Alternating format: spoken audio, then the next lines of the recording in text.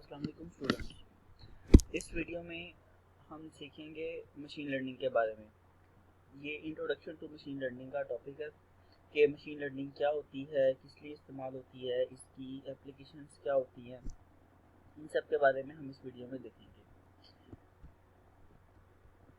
सबसे पहले तो ये एक पिक्चर आपके सामने मैंने यहाँ पर शो की है। इस पिक्चर में आपको एक मैट्रिक्स दिखाया गया है। इस मैट्रिक्स में कुछ फ्रूट्स हैं, कुछ वेजिटेबल्स हैं, कुछ एनिमल्स दिखाए गए हैं। अब अगर तो मैं आपको ये क्वेश्चन करूँ यहाँ पर कि मुझे बताएं कि एनिमल कहाँ पर है, तो डायरेक्ट आप उस एनिमल की जगह पर पहुँच सकते हैं, जो कि काफ़ी सारे हैं। पर अगर आपसे मैं मज़ीद स्पेसिफिकली होके पूछूं कि डॉग किधर है, तो आप उस जगह पर पॉइंट आउट करवाएंगे मुझे जहाँ पर डॉग है। हम ये इसलिए आइडेंटिफाई कर सकते हैं क्योंकि हमें पता है कि डॉग किस तरह का होता है, हमें पता है एनिमल्स किस तरह के होते हैं, हमें पता है कि फ्रूट्स एंड वेजिटेबल्स किस तरह की होती हैं। तो ये जो सारे ऑब्जेक्ट्स हैं, इन सब के बारे में हमारे माइंड में एक पहले से एक आइडिया है, हमने देखा हुआ है। तो उस आइडिया को यूज करके हम जैसे कि मैं आपसे जो क्वेश्चन करता हूँ कि डॉग बताएं कहाँ पर है, तो आप फौरन अपने माइंड में ये सोचते हैं कि डॉग की क्या क्या कैरेक्टरिस्टिक्स या प्रॉपर्टीज होती हैं। उन प्रॉपर्टीज से मैच हो, इसमें से जो भी चीज मैच होती है आप कहते हैं कि ये डॉग है। तो ये वो चीज होती है जिसको हम लर्निंग बोलते हैं। इससे हट के अगर मैं आपको एक एग्जांपल दूं कि आपके पास एक चेयर है, एक कमरा है जहाँ पर चेयर, टेबल, सोफास इस तरह की चीजें मौजूद हैं। अगर आपको ये कहा जाए कि चेयर बताएं कहाँ पे है, तो आप एग्जैक्ट चेयर की तरफ पॉइंट आउट कर सकते हैं, बिकॉज यू नो ऑलरेडी के चेयर के क्या क्या खसूसियात होती हैं। तो जो भी चीज उन खसूसियात से मैच होती है, तो आप कहते हैं कि ये चेयर है। तो ये वो चीज होती है जिसको लर्निंग बोलते हैं। अब ये वो लर्निंग है जो ह्यूमंस करते हैं, जो कि एक नेचुरल लर्निंग होती है। इसी से रिलेटेड आती है मशीन लर्निंग। अब मशीन लर्निंग में ये होता है कि हमारा जो ब्रेन है वो इमेजेस को किस तरह से प्रोसेस करता है। जैसे कि अभी आपने एक इमेज को प्रोसेस किया है, आपने अब एक किसी भी चीज को अपने माइंड में मैच किया है इमेज से, और उस इमेज से रिलेटेड जो भी चीज थी आपने उसको पॉइंट आउट किया है। इसी तरह से ग्रुपिंग कैसे होती है, जैसे कि अगर मैं आपको ये कहूँ कि पुरानी स्लाइड्स में ये कहूँ कि एनिमल्स कहाँ पर हैं, तो एनिमल एक ग्रुप है पूरा। तो आप इस सारी जो चीजें हैं, जो लास्ट 3 रोज हैं, आप उनको कहेंगे कि ये एनिमल्स हैं। तो ये वो चीज़ है जो कि आप को ग्रुपिंग की फॉर्म में बताती है कि एनिमल्स का ग्रुप अलग होता है, वेजिटेबल्स का ग्रुप होता है, उसके अलावा फ्रूट्स का ग्रुप होता है, फिर इन ग्रुप्स के अंदर मुख्तलिफ स्पेसिफिक चीज़ें आती हैं। इसी तरह से हमारा जो ब्रेन होता है वो इन चीज़ों को जो प्रोसेस करता है, इसको हम बोलते हैं लर्निंग।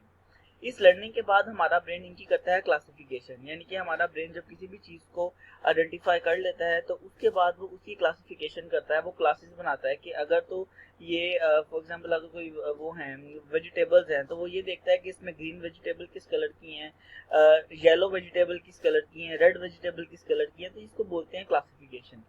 फिर आती है प्रॉपर मशीन लर्निंग। अब मशीन लर्निंग की अगर हम प्रॉपर डेफिनेशन करें, तो मशीन लर्निंग एक आर्टिफिशियल इंटेलिजेंस की एक एप्लीकेशन होती है, क्योंकि इनका जो फादर है वो आर्टिफिशियल इंटेलिजेंस है, उनकी सब फील्ड्स होती हैं ये। तो machine learning is an application of artificial intelligence that provides systems the ability to automatically learn and improve from experience without being explicitly programmed। कि कुछ चीज़ें ऐसी होती हैं जिनको हमने पहले से प्रोग्राम नहीं किया होता, बल्कि वक्त के साथ वो ऑटोमेटिकली लर्न करती हैं और वो मजीद फिर आगे उस तरह का काम करती हैं। इसकी एग्जांपल मैं इस तरह से दूंगा कि आपने एक रोबोट क्रिएट किया, आपने एक रोबोट बनाया, अब वो रोबोट सड़क पे चलता है। अब अगर वो रोबोट सड़क पे चल रहा है और आप उसके आगे एक खाई आ जाती है, तो अगर आपने उसको ये प्रोग्राम नहीं किया कि उसने उस खाई से सेव करना, तो वो उस खाई में गिर जाएगा। लेकिन आपने उसमें ये प्रोग्राम जरूर किया है कि जो भी उसके साथ इंसिडेंट्स होगा वो उसको अपनी मेमोरी में सेव करेगा, ताकि नेक्स्ट टाइम अगर वो चीज हो तो वो उसको अवॉइड कर सके। So for the first time your robot will run on the road, और फर्स्ट टाइम अगर वो खाई में गिरता है, then it will store into its memory. वो अपनी मेमोरी में स्टोर कर लेगा कि अगर कोई खाई की तरह की कोई भी चीज आएगी तो वो उसको अवॉइड करेगा। इसी तरह से नेक्स्ट टाइम जब कोई भी खाई उसके सामने आएगी, तो क्योंकि उसका प्रीवियस एक्सपीरियंस है ऐसा कि उसने उस खाई में नहीं जाना, तो वो नहीं जाएगा। इसी तरह से अगर उसी रोबोट के साथ एक इंसिडेंस ये होता है कि फॉर एग्जांपल वो फायर को टच कर लेता है, तो वो उसको डैमेज होता है। अब ये भी चीज उसकी मेमोरी में स्टोर हो जाएगी कि उसने फायर को टच नहीं करना, क्योंकि वो उसके लिए नुकसानदेह है। ये वो सारी चीजें हैं जो इंसान अपने माइंड में पहले से ही उसको पता होता है कि ये चीज उसके लिए अच्छी है और ये चीज उसके लिए अच्छी नहीं है। तो वो उन एक्सपीरियंसेस की बेस पर वो काम करता है जो उसको करने हैं, और वो काम नहीं करता जिनसे उसको सेव होना है। तो जो मशीन लर्निंग होती है वो फोकस करती है कंप्यूटर की डेवलपमेंट पे, ताकि जो मशीन्स हैं वो अपने आप से किसी भी चीज़ को लर्न करें और काम कर सकें। ये एक इमेज प्रोसेसिंग की एक एक्सरे डायग्राम मैंने शो की है। इमेज प्रोसेसिंग मशीन लर्निंग की एक सब फील्ड में आती है। उसकी एक एग्जांपल है, आपके लेफ्ट साइड पर जो एक एक्सरे पिक्चर चेस्ट की शो हो रही है वो एक नॉर्मल पर्सन का चेस्ट एक्सरे है, और राइट साइड पर जो आपको पिक्चर शो हो रही है वो एक कोविड-19 का पेशेंट है। अब इनकी जो क्लासिफिकेशन है वो हम इस तरह से करेंगे कि आप देख सकते हैं कि जो राइट साइड पर कोविड-19 के पेशेंट का चेस्ट एक्सरे है उसमें कुछ रेड मार्क हुए हुए हैं। रेड मार्क का मतलब है कि उसका जो लंग्स है, उसका जो चेस्ट पोर्शन है वहाँ पर कुछ प्रॉब्लम्स हैं। जैसे कि आप देख सकते हैं कि यहाँ के जो चेस्ट पोर्शन है वो क्लियर है, यहाँ पर कोई बाहर की कोई भी एक्स्ट्रा चीज़ नहीं है, लेकिन यहाँ पर आप देख सकते हैं कुछ डस्ट टाइप आपको यहाँ पर शो हो रही है। इसका मतलब है कि यहाँ पर कुछ प्रॉब्लम है, कुछ फ्लूइड जमा हुआ है या कोई भी चीज़ है जो उसको प्रॉब्लम कर रही है। अब ये चीज़ अगर तो किसी फिजिकल ह्यूमन डॉक्टर ने देखनी हो तो वो तो एकदम एक फौरन देख के पहचान जाता है कि, क्योंकि उसके माइंड में पहले से एक नॉर्मल पर्सन का एक्सरे सेव है। वो इस जब कोविड-19 पेशेंट का एक्सरे देखता है तो उसको देख के समझ जाता है, क्योंकि ये नॉर्मल इंसान के एक्सरे जैसा नहीं है, इसमें कुछ ऐसी चीज़ें हैं जो कि नॉर्मल इंसान के एक्सरे में नहीं होती, तो ये एक प्रॉब्लमेटिक एक्सरे है। But what if we do the same thing on the machines? Machine को अगर हम ये काम करने के लिए कहें कि वो मशीन ये चीज़ प्रोसेस करे, कि अगर हम मशीन को कोविड-19 का एक एक्सरे दें और हम उसको ये उसको कहें मशीन को स्कैनर के थ्रू या किसी भी इनपुट मीडियम के थ्रू कि वो इसको बताए कि ये जो एक्सरे है वो किस तरह का एक्सरे है, तो हमारी मशीन भी कुछ इसी तरह का काम करती है। वो इस पूरी जो पिक्चर है वो उसको इमेज को प्रोसेस करेगी, एंड आफ्टर प्रोसेसिंग वो इसको कंपेयर करेगी from the x-ray got from the normal person, और वो उस बेस पे अपने आइडियाज़ और अपने जो रिजल्ट्स है वो देगी कि ये जो पेशेंट कोविड-19 का है इस पेशेंट के एक्सरे में ये प्रॉब्लम्स हैं। तो इस तरह से हमारी जो इमेज प्रोसेसिंग होती है, इसकी इमेज प्रोसेसिंग की एक और एग्जांपल हो सकती है कि आपकी जो आप इमेजेस देते हैं अपने सिस्टम को, वो उनको प्रोसेस करके उनमें से नंबर निकालता है, जिसको हम ऑप्टिकल कैरेक्टर रिकॉग्निशन भी कहते हैं। तो ये इमेज प्रोसेसिंग भी एक फील्ड मशीन लर्निंग की एक सब फील्ड है। लर्निंग प्रोसेस होता किस तरह से है, यानी कि हमारा दिमाग ये किस तरह से लर्निंग करता है। देखिए, सबसे पहले तो हमारे दिमाग में होता है ट्रेनिंग डाटा, कि कुछ डाटा हमारे दिमाग में पहले से ही स्टोर होता है और उस डाटा पे हम फिर लर्निंग एल्गोरिदम अप्लाई करते हैं, और उस लर्निंग एल्गोरिदम अप्लाई करने के बाद हमारा जो ब्रेन होता है वो एक ट्रेंड मशीन बन जाता है। फिर उस ट्रेंड मशीन के पास जो भी क्यूरी आती है वो उसको आंसर कर देता है। इसकी एक सादा एग्जांपल हम अपने ब्रेन की ये लेते हैं कि हमें ये पता है कि जो फायर है वो हमारे लिए डेंजरस है। हमने एक अपने माइंड में ट्रेनिंग डाटा रखा हुआ है, या हमने किसी को कभी फायर से जलते हुए देखा है, या हमारे साथ कभी खुद पुराना कोई एक्सपीरियंस हुआ है, तो वो जो चीज़ें हमने फायर से रिलेटेड नुकसान पहुंचाते हुए देखी हैं, that will be our training data, जो कि हमारे माइंड में स्टोर है, एक ट्रेन हुआ हुआ डाटा। उसके बाद एक हमारे दिमाग में लर्निंग एल्गोरिदम है, मतलब हमारे दिमाग में एक एल्गोरिदम है। वो एल्गोरिदम ये कहता है कि जो फायर होती है वो हमारे लिए डेंजरस होती है। तो वो एक एल्गोरिदम हमारे माइंड में एक, फॉर एग्जांपल अगर आप इसको प्रोग्रामिंग पॉइंट ऑफ व्यू से देखें तो एक चेक लगा हुआ है कि if there is some fire तो आपने उसको टच नहीं करना, एल्स आपने उसको टच करना है। तो ये हमारे दिमाग का एक एल्गोरिदम है जिसको सपोर्ट कर रहा है पुराना ट्रेनिंग डाटा। इन दोनों की बेस पर हमारा दिमाग एक मशीन बन चुका है, एक ट्रेंड मशीन बन चुका है। अब हमारे पास अगर कोई क्यूरी आती है, क्यूरी इस फॉर्म में आती है कि अगर हमने देखा है कि कहीं पर कुछ आग लगी हुई है, अब उस आग का हमें, क्योंकि ट्रेनिंग डाटा हमारे पास है कि आग हमें नुकसान पहुंचाती है और एल्गोरिदम में भी ये लिखा हुआ है कि हमने आग को हाथ नहीं लगाना, तो अगर हमारे पास क्यूरी आती है, यानी कि हमारा माइंड को ये चीज़ नजर आती है कहीं पर आग लगी हुई है, तो हम उस चीज़ को आंसर करेंगे, यानी कि हम आंसर इस फॉर्म में करेंगे कि हम उस चीज़ को टच नहीं करेंगे, आग को डायरेक्टली टच नहीं करेंगे, और वो काम करेंगे जो आग को बुझाने के लिए ज़रूरी होते हैं।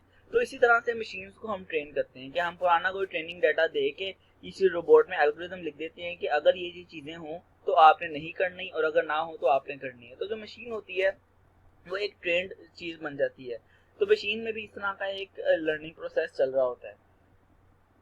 आखिर में इसकी कुछ एप्लीकेशंस देखते हैं। दीज आर फ्यू एप्लीकेशंस, इनके अलावा बहुत जगह ऐसी हैं जहाँ पर हमारी मशीन लर्निंग आजकल इस्तेमाल हो रही है।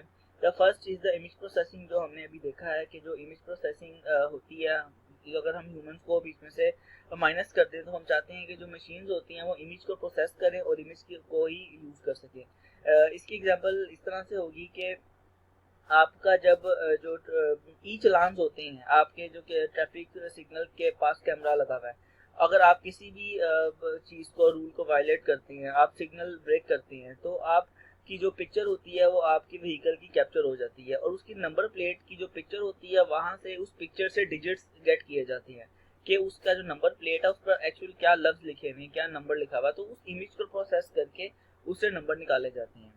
दूसरी एग्जांपल आती है ईमेल स्पैम और मेलवेयर फिल्टरिंग की, कि आपने अक्सर देखा होगा कि आपकी ये जीमेल्स हैं, इन्होंने सेग्रीगेशन की होती हैं कि ये प्रमोशंस का टैब है, ये प्राइमरी का टैब है, ये अपडेट्स का टैब है, या ये स्पैम का फोल्डर है।